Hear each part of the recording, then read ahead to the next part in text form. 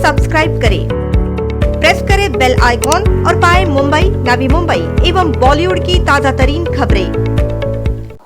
बाब असे की मागच्या असलेल्या मुद्द्यांवर आज सविस्तर चर्चा झाली। प्रामुख्यानं वाशी एक्झिबिशन सेंटरला सुमारे 1200 रुग्णांची सोय आहे। त्याच्यामध्ये क्वारंटाईन होणारे काही पेशंट, ऑक्सिजन ज्यांना गरज आहे असे पेशंट, आणि आता लवकरच त्या ठिकाणी व्हेंटिलेटर लावण्याची सोय होते। साधारणपणे ऑगस्टच्या पहिल्या आठवड्यापर्यंत ते व्हेंटिलेटर तिथे लागतील आणि ऑगस्टच्या पहिल्या आठवड्यापर्यंत वाशीचं रुग्णालय कोविड मुक्त होऊन जाईल, जनरल रुग्णांसाठी ते उपलब्ध होईल, अशा प्रकारची भूमिका त्यांनी सांगितलेली आहे। वाशीच्या रुग्णालयामध्येच महिला रुग्णांची कुचंबना होते, अशा प्रकारची माझं निरीक्षण होतं। आणि म्हणून क्वारंटाईन होणाऱ्या पेशंटमध्ये सुद्धा महिलांकरता स्वतंत्र कक्ष उभा राहावा, ऑक्सिजनमध्ये स्वतंत्र कक्ष उभा राहावा आणि गरज पडली तर व्हेंटिलेटरमध्ये सुद्धा स्वतंत्र कक्ष उभा राहावा, अशा प्रकारची चर्चा झाली आणि त्या अनुषंगानं काम करण्याचं त्या लोकांनी ठरवलं आहे।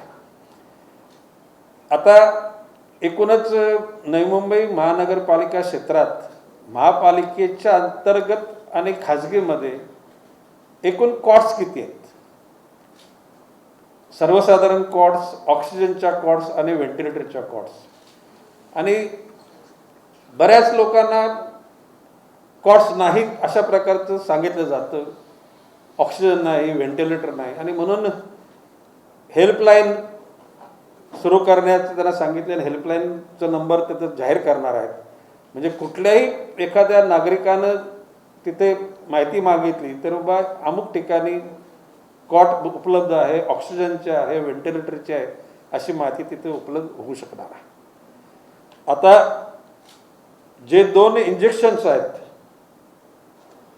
ज्याच्यामध्ये अक्टोमेस आणि रेमडेसिविर, ही जी 2 ह्याची मागणी करण्यात आलेली आणि स्टॉकमध्ये ठेवण्यासाठी सांगितलेले आहे।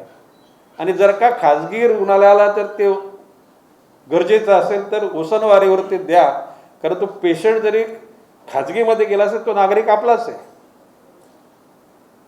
त्यांच्याकडून नंतर तुम्ही ते इंजेक्शन घ्या किंवा त्याचे पैसे घ्या, परंतु आपल्या महापालिका क्षेत्रामध्ये खाजगी आणि महापालिका या अशा वादामध्ये कुठल्याही पेशंटला उपचार मिळताना अडचण होऊ नये, अशा प्रकारची भूमिका सुद्धा आम्ही त्या ठिकाणी मांडलेली आहे। आता एकूण मेडिकल स्टाफ, डॉक्टर आणि त्यांचे नर्सेस, आया, दाया, वॉर्डबॉय वगैरे, त्यांचं म्हणणं आहे की आम्ही प्रयत्न चालूच आहेत, काही ठिकाणी तर आम्ही आउटसोर्सिंग करण्याची पण आम्ही तयारी दाखवलेली आहे। आणि शेवटी अशा वेळेला जर महापालिकेच्या मस्टरवर जर काही लोक उपलब्ध नसेल तर एखाद्या हॉस्पिटलने जर त्याचा कॉन्ट्रॅक्ट घेतलं तरी आपल्या लोकांची सोय होणं आपल्यासाठी गरजेचं आहे, आणि त्याची सुद्धा तशी तयारी त्यांनी कार्य केल्याचं सांगितलेलं। आता रुग्णवाहिकांची कमतरता होती, म्हणजे कोविडच्या पेशंटना आणण्याकरता, तर आता साधारणपणे जे आपले प्रभाग आहेत त्या प्रत्येक प्रभागाला एक रुग्णवाहिका उपलब्ध करून देण्याचं ठरवलं आणि त्यासाठी वॉर फुटिंगवर त्यांनी ती खरेदी करणार आहेत। अँटीजन टेस्ट करण्याचं ठरवलेलं आहे। साधारण 40,000 युनिट्स त्यांच्याकडे आलेले आहेत आणि टप्प्याटप्प्यानं त्याचा प्रत्येक विभागामध्ये वापर केला जाईल। 30 व्हेंटिलेटरसुद्धा ऑर्डर आता अधिक केलेली आहे। मी तर सांगितलं की अजून 30 व्हेंटिलेटर अजून खरेदी करा। उद्याला कमतरता झाली म्हणून अडचण झाली असं होता कामा नये, थोडेसे एक्स्ट्रा झाले, त्याचा वापर नाही झाला तरी चालेल, परंतु कुठल्याही परिस्थितीमध्ये व्हेंटिलेटर नाही म्हणून पेशंट दगावला असं चित्र त्या ठिकाणी निर्माण होता कामा नये। जन आरोग्य योजनेच्या सर्व बाबी प्रायव्हेट हॉस्पिटलमध्ये सुद्धा उपलब्ध करून देण्यासाठी सांगितलेले आहे। कारण केंद्र सरकारचे राज्य सरकारच्या ज्या काही सोयी आहेत, ज्या सवलती आहेत, त्याचं अवेअरनेस त्याची सगळ्यांनाच त्याची कल्पना नाही. आणि म्हणून महानगरपालिकेच्या अधिकाऱ्यांनी त्या सर्व घटकांना ती सोय मिळेल याच्यासाठी प्रयत्नशील राहण्याचे त्यांना आम्ही सांगितलेलं आहे. आता लॅबच्या बाबतीमध्ये सुरुवातीला त्यांनी सांगितलं होतं की बाबा आपण वाशीच्या रुग्णालयामध्ये लॅब करतो, परंतु एकूणच केंद्रीय आरोग्य मंत्रालयाच्या नियमानुसार वाशीची लॅब ती 700 स्क्वेअर फुटाची ती काय मंजूर होणार नाही असं त्यांना सांगितलं गेल्यानंतर आता नेरूळच्या हॉस्पिटलमध्ये 3000 स्क्वेअर फूटमध्ये ती लॅब सुरू साधारणपणे एक 15 दिवसाच्या आतमध्ये लॅब सुरू होईल. आणि ती लॅबसुद्धा शेवटी खाजगीकरणाच्याच अनुषंगाने त्या, कारण तिथे तंत्रज्ञान असलेले स्टाफ आपल्याकडे नाहीत, म्हणजे त्याचंसुद्धा आउटसोर्सिंग म्हणजे मॅनपॉवरचं आउटसोर्सिंग करण्यात येणार आहे. डायलिसिसच्या बाबतीमध्ये सुद्धा आम्ही सगळ्यांनी भूमिका मांडली की बाबा कोरोनाच्या लोकांना तुम्ही डायलिसिसची सोय करून दिलेली आहे, परंतु जनरल लोकांना डायलिसिसच्यासाठी तुम्ही युद्धपातळीवर सोय करावी. कारण आता मुंबईला ज्यांचे डायलिसिस करण्यासाठी जात होते ते लोक आता मुंबईत त्यांना जाणं बंद झालं. शेवटी त्यांची काहीतरी इथं सोय व्हायला पाहिजे, म्हणून या ठिकाणी लवकरात लवकर डायलिसिसची सोय करण्याचं सुद्धा त्यांनी कबूल केलेलं आहे. आणि वाशीच्या जी 600 स्क्वेअर फुटाची जी लॅब बनणार होती त्या ठिकाणी प्लाझ्मा थेरपीच्या अनुषंगानं त्या ठिकाणी ते युनिट तिथं वापरलं जाणार आहे. आणि एक निश्चितपणे की अन्य महानगरपालिकांच्या तुलनेमध्ये म्हणजे 100% सक्षम पद्धतीने महापालिकेचा कारभार चालला असं आम्ही म्हणणारच नाही, आम्ही असमाधानीच आहोत. परंतु त्यातल्या त्या अन्य महापालिकेच्या अनुषंगानं तुलना केली तर नवी मुंबई महापालिकेचे ह्या कोविडच्या अनुषंगानं काम करणारे डॉक्टर्स, नर्सेस किंवा साफसफाई कर्मचारी किंवा पोलीस यंत्रणा वगैरे एक निश्चितपणे समाधानकारक काम करत आहे.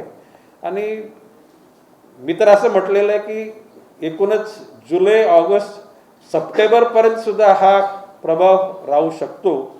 आणि म्हणून वेळ पडली तर ज्या टप्प्यामध्ये आपण इंडिया बुलला आपण सुरुवात केली होती, तर इमर्जन्सीमध्ये जर इथली जर यंत्रणा अपुरी पडली तर इंडिया बुलला सुद्धा काही रूम्स चांगल्या स्वच्छ, तिथे लाईटची सोय, तुमच्या त्या ठिकाणी सॅनिटेशनची सोय, जेवणाची सोय, स्वच्छता वगैरे तिथे काही रूम्स तिथे तयार करून ठेवा. कारण ऐन वेळेला जर का ती गरज भासली तर त्या ठिकाणी ती कमतरता पडू नये.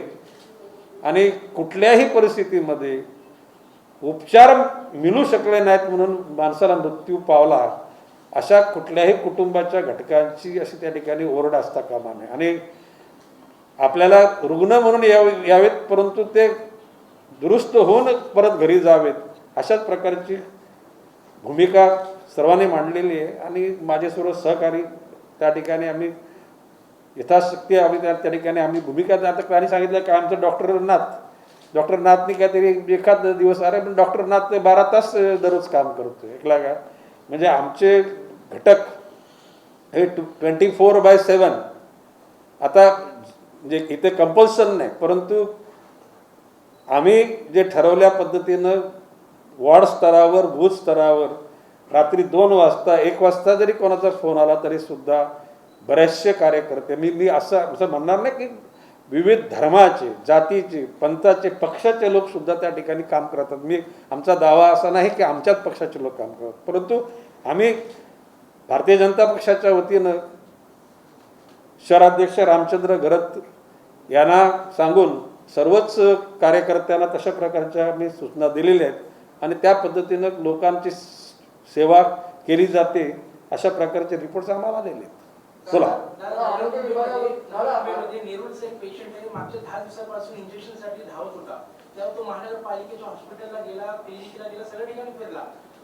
मेडिसिन असतानाही अधिकारी ऑफिसर बोलतो मी तुम्हाला मेडिसिन देणार नाही, तुम्ही कोणाला पण लेटर घेऊन या, तरी मी तुम्हाला आजपर्यंत तो पेशंटला इंजेक्शन नाही भेटले.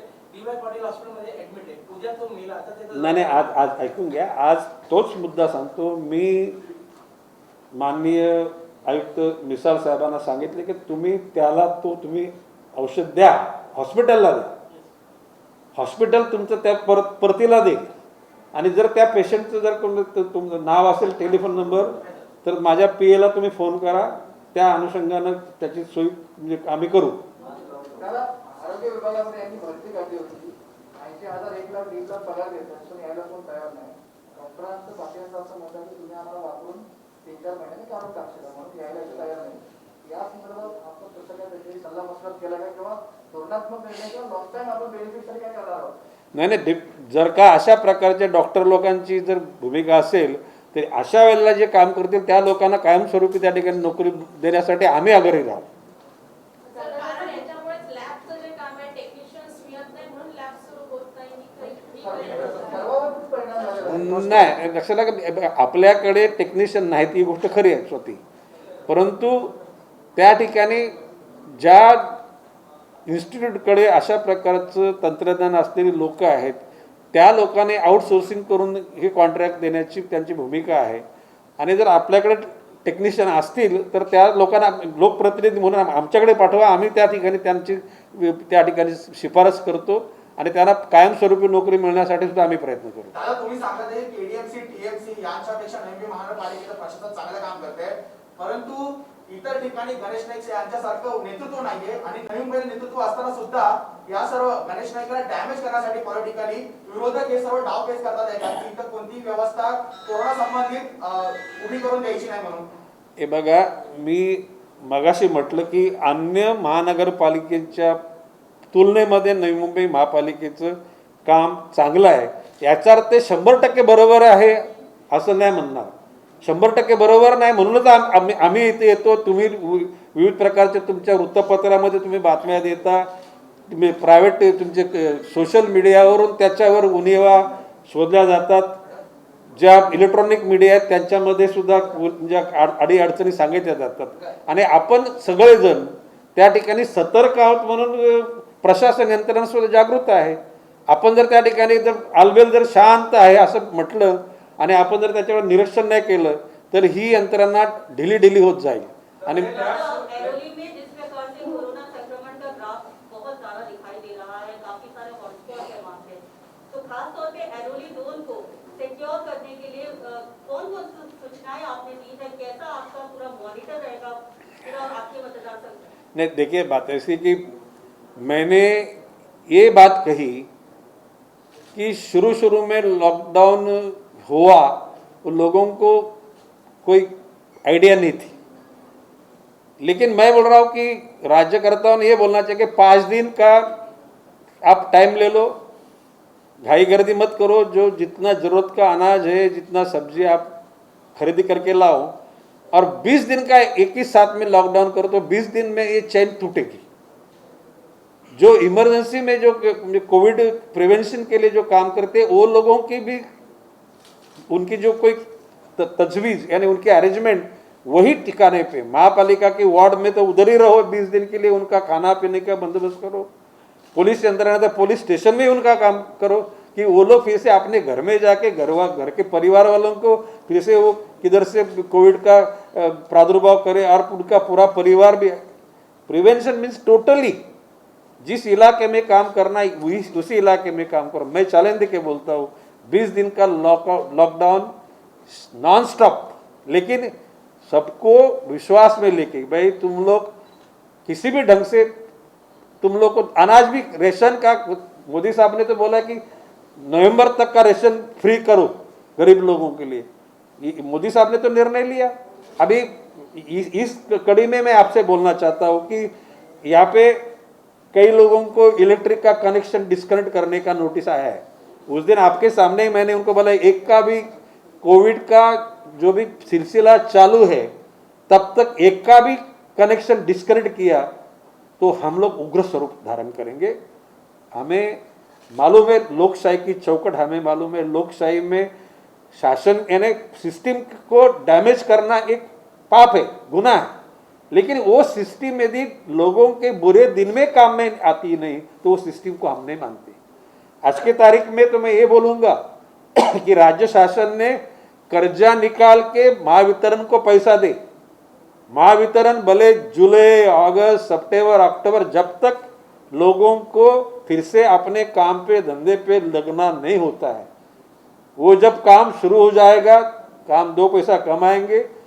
यदि जो बिल समझो किसी का 25,000 रुपये का हो गया तो करंट बिल समझो कि उसका 4,000 रुपया 5,000 होगा, उसमें फिर से 2-3 हज़ार रुपया जो पिछला बिल का एडजस्ट करते ऐसे इंस्टॉलमेंट दे दो।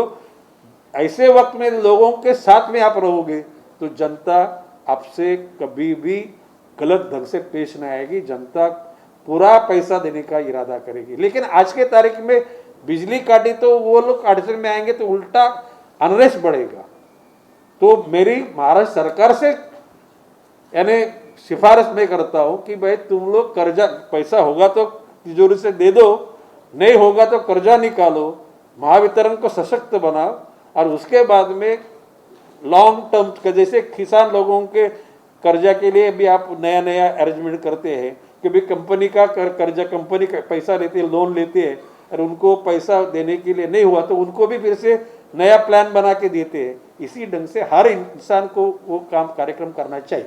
दादा मेरे 3 इशू हैं, थोड़े महत्वपूर्ण इशू हैं। बोलिए। सबसे पहला इशू तो ये है कि आप सब लोग प्रकल्पग्रस्त हैं, उसके बावजूद सिडको ने जो अपना 1500 बेड का हॉस्पिटल बनाया वो मुलुंड में बनाया, जबकि उसके पूरे कारोबार, उसकी सारी व्यवसायिक गतिविधियां नवी मुंबई की जमीन पर। फिर क्या कारण है कि आप जैसे प्रकल्पग्रस्त नेता भी इस पर कोई शब्द बोलने को तैयार नहीं? देखिए, ये खबर हमने भी सुनी है, लेकिन उसकी पूरी जिसको पक्का उसको कौन से ग्राउंड पे दिया गया। देखिए, ऐसे स्थिति में किसी महापालिका के पास, किसी नगर पालिका के पास पैसा न हो तो सिडको के पास फंड है तो टेम्पररी फंड देने के लिए कोई वादा नहीं। सुनिए दादा, 80,000 करोड़ का फिक्स डिपॉजिट है बीएमसी का, 80,000 करोड़ तो नहीं, अभी देखिए आज के तारीख में मुझे पक्का मालूम नहीं। सुनिए, खबर मैंने सुनी है, राइट टू इंफॉर्मेशन के अंतर्गत हम लोग भी इंफॉर्मेशन लेंगे और असेंबली में एक सवाल पूछने वाले हैं ना।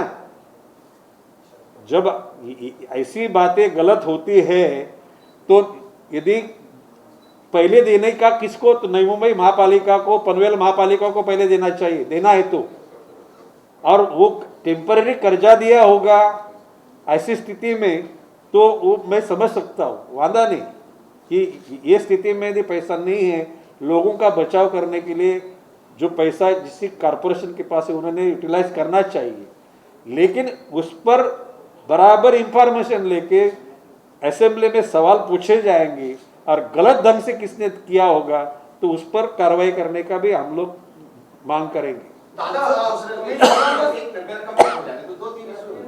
दूसरा इम्पोर्टेंट इशू दादा ये है कि जब हम लोग कोरोना को रोकने के नाम पर करोड़ों रुपया पानी की तरह खर्च कर रहे हैं, फिर भी कोरोना मरीजों की संख्या नियंत्रित क्यों नहीं हो रही है? और क्या इस रिव्यू मीटिंग में आपने इस बात पर सवाल खड़ा किया कि नवी मुंबई महानगर पालिका, स्टेट गवर्नमेंट, सेंट्रल गवर्नमेंट और पालिका की तरफ से अब तक कितना पैसा खर्च कर चुकी है और क्या कारण है कि उसके सारे योजनाएं सफल नहीं हो रही है और एक दिन में 350 मरीज कोरोना पेशेंट निकल रहे हैं? नहीं, देखिए आज के तारीख में हिसाब मांगना गलत है। सुनिए, हिसाब मांगेंगे, जहाँ पे कोई गलत ढंग से खर्चा हुआ उसको भी पॉइंट आउट करेंगे, उसमें ऐसे थोड़ा ही। लेकिन जहाँ पे थिक पॉपुलेशन है, जैसे कि कहीं कहीं इलाके में जहाँ पे 100 लोग रहने चाहिए ऐसे ठिकाने पे 500 लोग रहने लगे हैं, तो उस जगह पे तो ये सोशल डिस्टेंस मेंटेन नहीं होने वाला है और वहाँ पे ये मसला शुरू हो रहा है। इसलिए मैंने एक थोड़ा पल भर के पहले मैंने बात बताई कि 5 दिन सबको खरीदी करने के लिए अनाज, सब्जी विब्जी मौका दे दो, उसके बाद में बोला 20 दिन घर से बाहर निकलने का नहीं और खाली नाम के लिए बैरिकेड्स नहीं डालने की। टोटली 20 दिन का कट ऑफ करने के बाद में ये चेन है, साकली है, ये टूट जाएगी, उसके बाद में कोरोना पे पक्का कंट्रोल आ सकता है। तीसरा एक इम्पोर्टेंट इशू दादा ये है कि आजकल कोरोना का भय लोगों में इतना ज्यादा है कि कई लोग तो बीमार पड़ते ही उस भय से मर जा रहे हैं। तो ऐसी स्थिति में क्या आपकी तरफ से कोई ऐसा आकलन किया गया है कि कोरोना के पहले पर मंथ नवी मुंबई में मृतकों की संख्या क्या हुआ करती थी और कोरोना के बाद वो मृतकों की संख्या कितनी है, जिससे आप लोगों को यह कह सकें कि कि कोरोना ने मृतकों की संख्या बढ़ाई है या घटाई है? मैं आपके इंफॉर्मेशन के लिए बोल रहा, अभी आयुक्त महोदय से मैंने ये कहा कि गत 10 साल में हर महीने में ग्राम पंचायत में भी मृत्यु का रिकॉर्ड होता है, नगर पालिका में होता है, महापालिका में होता है। गत 10 साल में वो आंकड़ा क्या था और वो ये साल में क्या है। स्वाइन फ्लू से लोग हर साल में मरते हैं, डेंगू से मरते हैं, मलेरिया से मरते हैं और कारण से मरते हैं। अभी बात ऐसी कि इस पर कोई इलाज नहीं है, इसलिए उसका भय लोगों में पैदा हुआ वरना मृत्यु तो होती है, सावधानी तो रखनी पड़ेगी और नेचुरल डेथ तो होते ही। ऐसे अपन समझ बोलो कि कोरोना गया तो डेथ तो होने वाला नहीं, ऐसा नहीं है। तो नेचुरली कई लोगों को डेथ तो होने वाली है, लेकिन उसको उसकी कर्तव्य भावना पूरी हो जाए, उसको जीने का पक्का मौका मिले। आखिर में सब ऑर्गेनिक ही काम नहीं करते तो फिर बाद में किसका कोई इलाज नहीं होता।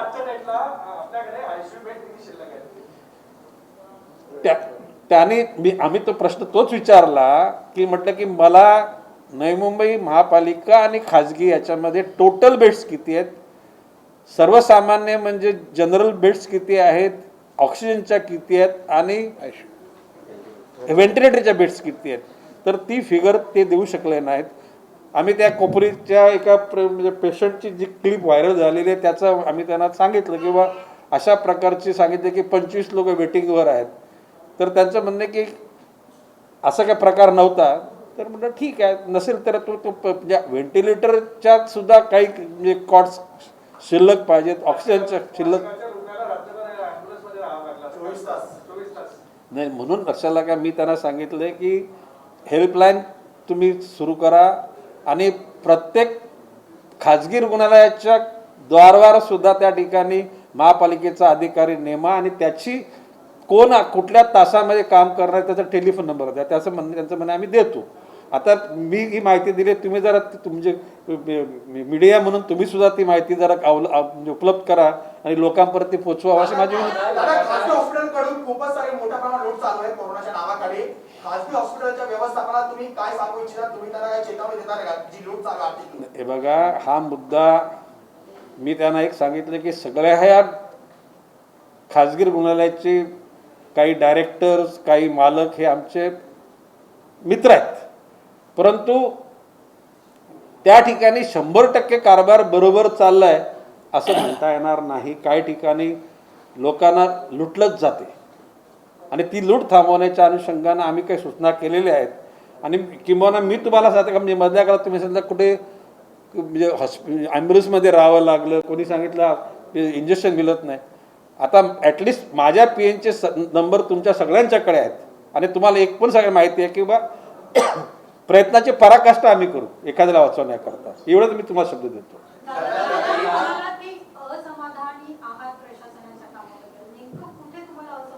नाही, बाब अशी आहे की लॅब टेस्ट सुरू होणार असं बोलले होते वाशिममध्ये, ऐकून घ्या ना।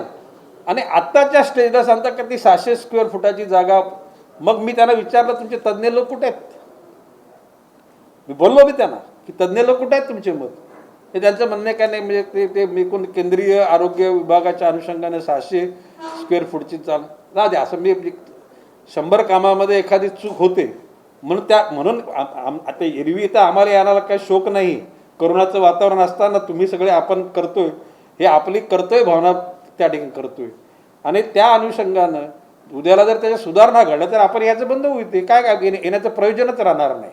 दादा एक चीज और है कि आप पालक मंत्री भी रह चुके हैं, तो आपको सारी भूमिकाएं पता है। आज के समय में कोरोना को लेकर के जो सबसे ज्यादा इफेक्टेड वर्ग है वो निम्न मध्यम वर्गीय और मध्यम वर्गीय वर्ग है, इसको भी बहुत ज्यादा तकलीफ हो रही है। ऐसी स्थिति में क्या आपने मुख्यमंत्री को कोई सुझाव, जिन लोगों की आजीविका प्रभावित हुई है कोरोना काल में, उनको लेकर के कोई सुझाव आपने मुख्यमंत्री को दिया है?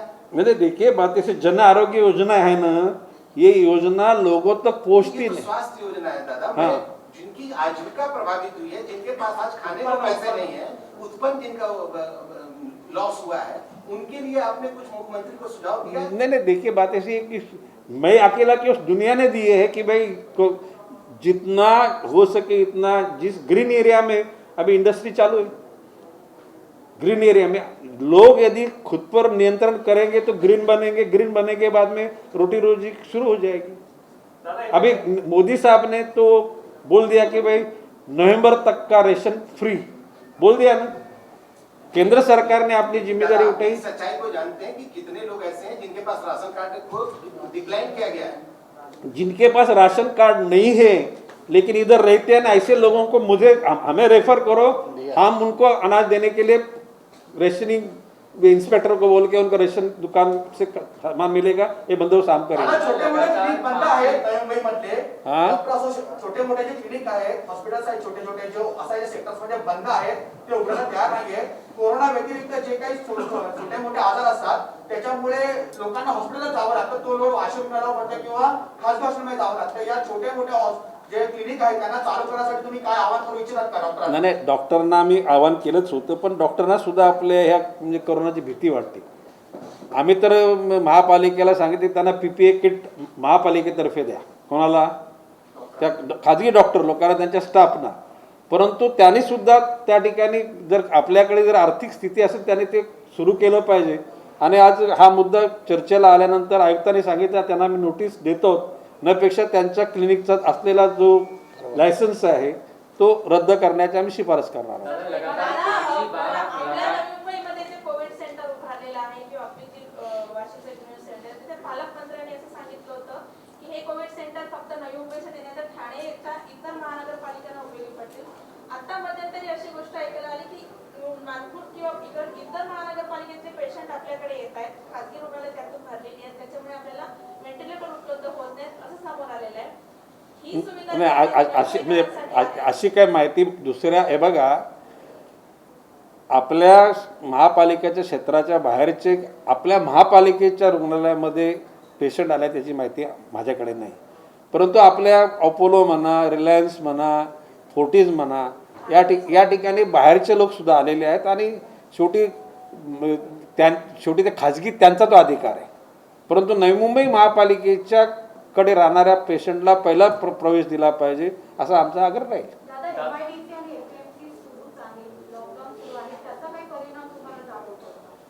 हे बघा आता त्यावर त्यांनी सांगितलं की APMC मध्ये येणारा प्रत्येक घटकाची ते लोक टेस्ट करतात. आणि APMCचे डायरेक्टर्स लोकांनी जो सांगितले का आता या ठिकाणी APMC मध्ये काही प्रादुर्भाव होईल अशी काय परिस्थिती आता राहिलेली नाही. दादा लगातार 5वीं बार आपने मुलाकात की है आयुक्त से, कई अनगिनत सूचनाएं उनके समक्ष रखी, ऐसे में किस तरह की लूपहोल्स मनपा ने अपने दूर किए हैं, कितनी कमियों को अब तक दूर किया? देखिए दादा इसी से रिलेटेड क्वेश्चन है जो वो पूछा, उसी से रिलेटेड आप लगातार चौथी बार आप आयुक्त से मिले हैं, आपकी सबसे पहली प्राथमिकता जो थी कि वासी के मनपा अस्पताल को सार्वजनिक वो सामान्य लोगों के लिए मुक्त किया जाए. नहीं, इसलिए मैंने बोला ना मेरा क्वेश्चन कंप्लीट हो गया. पूर्व CM भी मिले, विरोधी पक्ष नेता भी मिले, आप लगातार मिल रहे हैं, दूसरे विधायक मिल रहे हैं, दूसरे पदाधिकारी मिल रहे हैं, लेकिन इसका समाधान आज तक महानगरपालिका ने नहीं किया. क्या आपकी सुनी नहीं जा रही है? नहीं ऐसा नहीं. महानगरपालिका अपने मनमानी कर रही है. नहीं सुनिए, यदि लगातार पूर्व मुख्यमंत्री जी आए, विरोधी पक्ष नेता, विधान परिषद आए, मेरे साथ में साथी लोगों ने, इसलिए कम से कम अभी अगस्त के फर्स्ट वीक में वाशी रुग्णालय को कोविड फ्री रुग्णालय यानी जनरल रुग्णालय बनाने का उन्होंने सोचा है.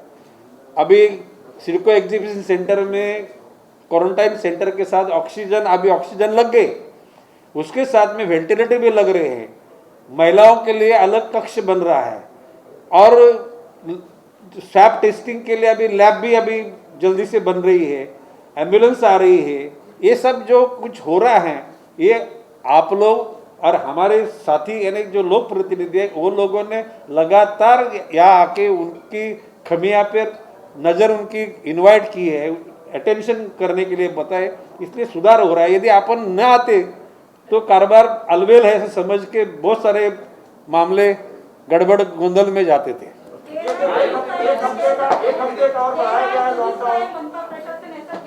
नहीं चलो अभी मैं ये बोलूंगा कि पूरी तो क्षमता के साथ अपने मन के मुताबिक नहीं हो रहा है, लेकिन सुधार हो रहा है पक्का.